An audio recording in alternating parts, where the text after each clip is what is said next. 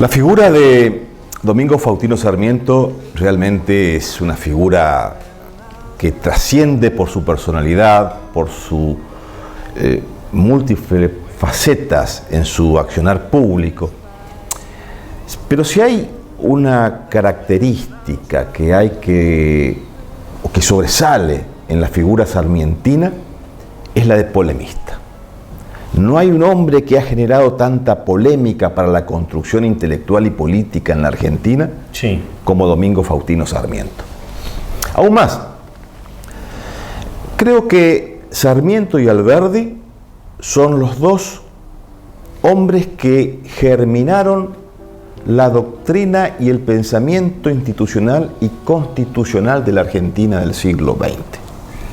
Así como los Estados Unidos de Norteamérica tuvieron en aquella primera etapa fundadora a los padres fundadores que a través de las cartas del Federalista fueron marcando los cursos de cómo construir el Estado, el sistema republicano, las competencias del sistema federal.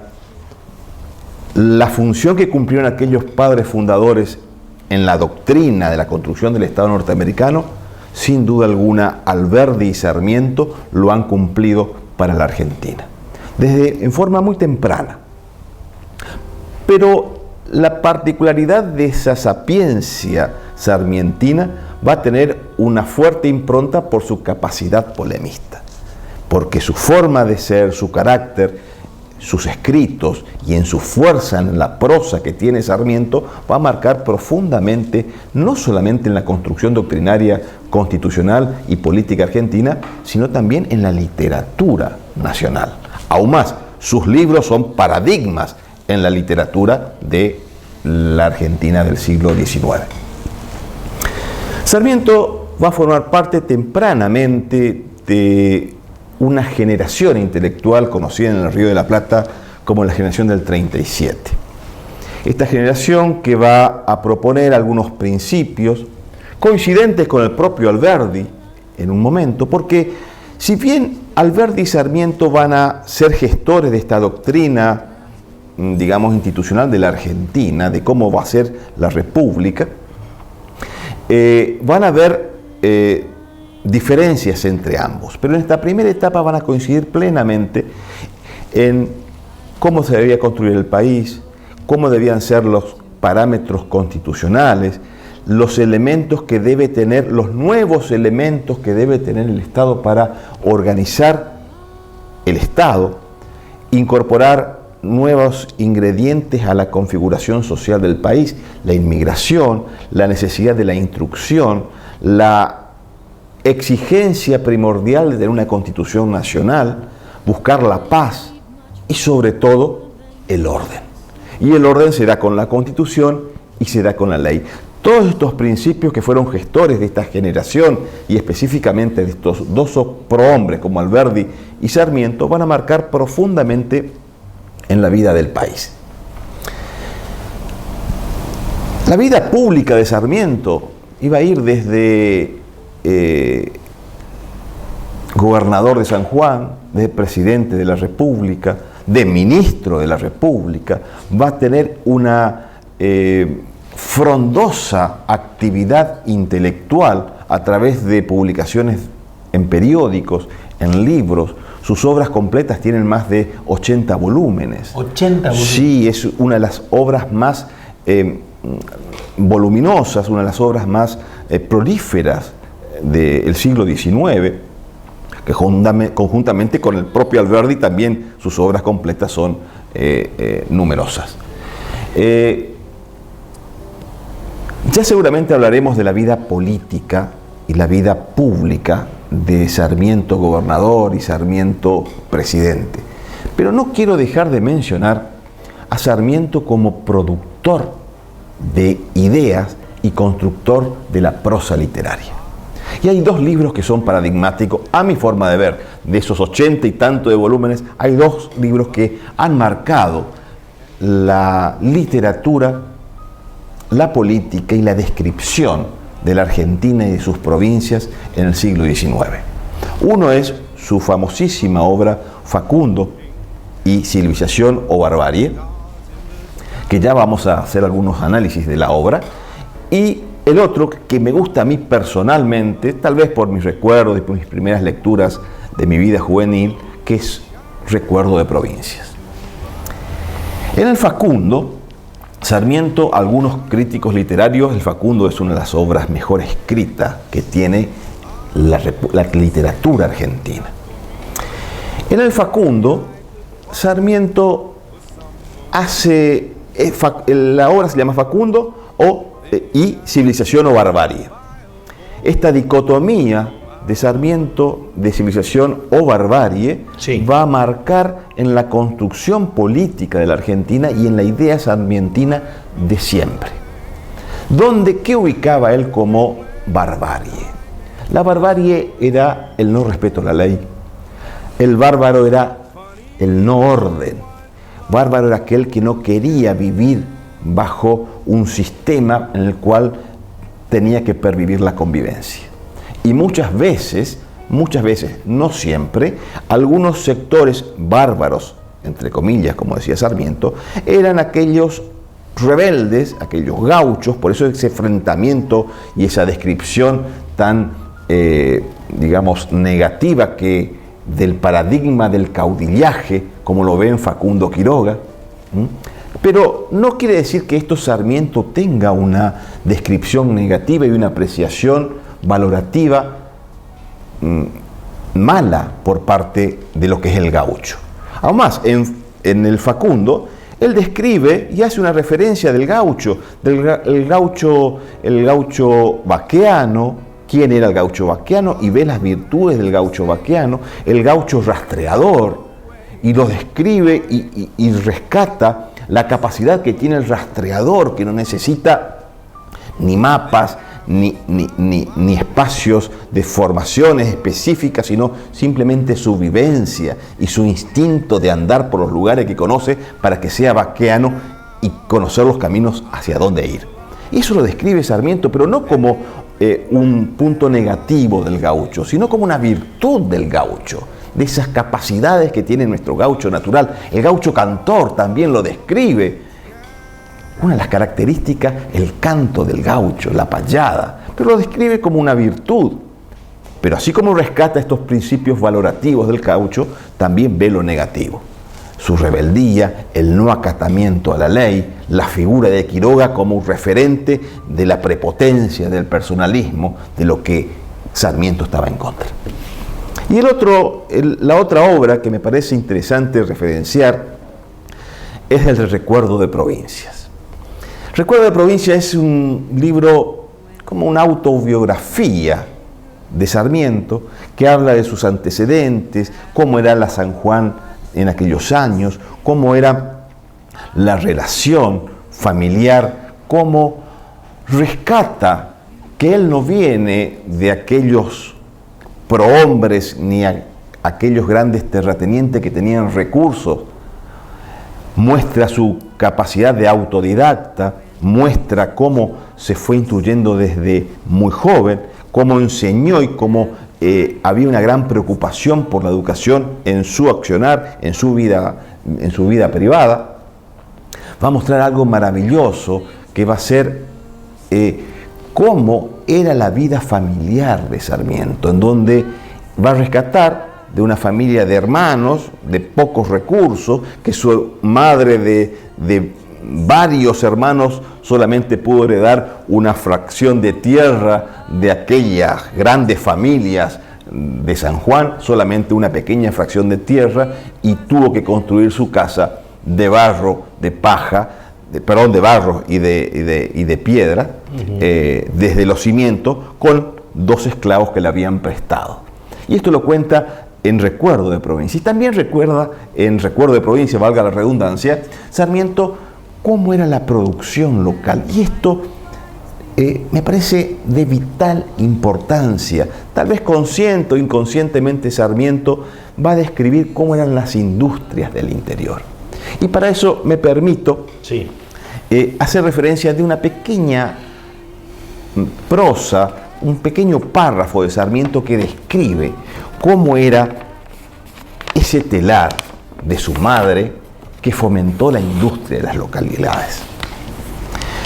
Dice Sarmiento: las industrias manuales poseídas por mi madre son tantas y tan variadas que su enumeración fatigaría la memoria con nombres que hoy no tienen ya significado. Debemos aclarar que su madre, su única industria de la madre era un pequeño taller de un solo telar que durante toda su vida tejió. Tejió haciendo el hilado y tejió haciendo el lienzo y los propios tejidos. Decía y continúa Sarmiento: hacía de seda suspensores, pañuelos de mano de lana de vicuña para mandar de obsequio a España a algunos curiosos, y corbatas y ponchos de aquella misma lana suavísima. A estas fabricaciones de telas se añadían añajazos para albas, randas, mañiquetes, mallas y una multitud de labores de hilo que se empleaban en el ornato de las mujeres y de los paños sagrados, de los curas y para las iglesias. El paño de calceta en todas sus variedades y el arte difícil de teñir, poséyolo mi madre a tal punto que de perfección que en estos últimos tiempos se la consultaba sobre los medios de cambiar un paño grana en azul o de producir cualquiera de los tintes oscuros del gusto europeo. ¿Qué estamos viendo? Estamos viendo una producción industrial. La producción de hilar, de hacer de la lana, de la lana o del algodón el hilo, del hilo transportarlo al telar, del telar hacer el paño o hacer el poncho, y del poncho después buscar las tinturas para darle los colores y de los propios colores después poder vender. ¿Qué proceso industrial que tal vez inconscientemente Sarmiento estaba describiendo lo que hacía su madre como paradigma de los decenas de telares que podía haber en San Juan, en Catamarca, en La Rioja, que eran ancestralmente la producción local? Producción que Pedro Ferré en 1830 bregaba para proteger esos ponchos, que se limiten las importaciones de los lienzos de Manchester, y Pedro Ferré bregaba por proteger esas industrias, las industrias que todavía no eran industrializadas, no eran grandes industrias, pero eran industrias locales, tradicionales, incipientes, que sin duda alguna necesitaba el país para generar después una producción mayor. Sarmiento describe en Recuerdo de Provincias, en esta frase, y hay otras frases más, pero por razones de tiempo y de dinamismo me parece loable rescatar esta sola, pero muestra cabalmente de cómo era la economía del interior y la rescata Sarmiento en esta magnífica obra. Domingo Faustino Sarmiento tiene una larga producción periodística, sobre todo en la década del 70, del 80, en donde se aboca a Corrientes, porque Corrientes tenía una intensidad política muy fuerte. Debemos recordar que después de terminada la Guerra del Paraguay, 1870, toda la década del 70 y del 80, la vida institucional de los partidos políticos en nuestra provincia alcanzó ribetes muy violentos, en donde los partidos disputaban a través no solamente de la elección formal, sino a través de movimientos militares, de revoluciones, de campos de batallas, de cómo tener el poder político. Sarmiento, que era un defensor del orden, de la ley, desde luego que no estaba de acuerdo con estas metodologías. Por esa razón es que se mencionaba en el bloque anterior de que Corrientes era como un desprecio de esta violencia por parte de Sarmiento. Pero Sarmiento, decíamos en un determinado momento, fue juntamente con Alberdi los mayores referentes para la construcción doctrinaria e intelectual de la Argentina. Volcó a través de sus libros, de sus artículos, de sus publicaciones, el rumbo que debía tener la Argentina en comparación con otros países del mundo. De la misma manera, así como Alberdi lo hizo en su libro Bases y Punto de Partida para la Organización de la República Argentina, Sarmiento lo va a hacer en una serie de libros, y va a haber uno muy particular que, como bien lo dijo el doctor Galeana en el bloque anterior, después de la Constitución de 1853, a los pocos meses va a escribir de un libro fuertemente vinculado al derecho y al derecho constitucional, que va a ser una crítica a la Constitución de 1853. Sarmiento, sin ser abogado, porque hemos afirmado en otras oportunidades que Sarmiento ha sido un autodidacta, ha sido maestro y ha alcanzado toda su formación intelectual, no académica, sino por su propia voluntad. A conocedores de idiomas extranjeros, traductor de textos, innovador y pensador dentro de la descripción, de la prosa descriptiva, dentro del derecho constitucional, dentro de la ciencia política. Y sin ser abogado, va a comenzar a hacer una de las críticas más profundas y fuertes de la Constitución del 53. Y ahí van a entrar en disputa con el propio Juan Bautista Alberdi. Ambos, estando en aquel momento en Chile, Sarmiento estaba radicado en Santiago de Chile, la capital, y que fue, un hombre de la vida pública e intelectual de Santiago de mucha importancia. Escribió en el Mercurio, el periódico El Mercurio de Santiago, y Alberdi escribía y actuaba con su vida profesional de abogado en Valparaíso. Ambos en Chile comenzaron a tener una amplia disputa intelectual. La primera disputa va a ser a través de la figura de el propio Urquiza. Alberdi, gran defensor de Urquiza, y Sarmiento cuestionaba a Urquiza por su personalidad, veía, si bien lo reconocía como aquel hombre gestor de la Constitución del 53, pero alertaba que su personalidad de caudillesco podía dar lugar a un futuro Rosas, como él decía. Estas disputas con Alberdi van a ser muy provechosas. Alberdi escribirá, va a haber una carta conocida como la Carta de Yungay, en donde Sarmiento va a hablar no muy bien de Urquiza, le va a responder a Alberdi. Después va a haber una gran disputa intelectual entre las cartas quillotanas de Alberdi con las 101 cartas de Sarmiento. Va a haber un gran intercambio epistolar, pero epistolar que no solamente va a ser solamente de discusiones, sino de crecimiento doctrinario y de lo que iba a ser en el futuro la vida política, institucional y constitucional de la Argentina. Va a haber un tema fundamental también de gran discusión después de la Constitución del 53, que va a ser el problemático y discutidísimo artículo 6 de la Constitución Nacional referido a la intervención federal. Alberdi, propulsor de la intervención federal, va a generar esta institución y va a crear esta figura muy particular en donde va a estar fundamentado, porque Alberdi decía, indefectiblemente para poder cumplir con la Constitución y el orden necesitamos un poder ejecutivo fuerte.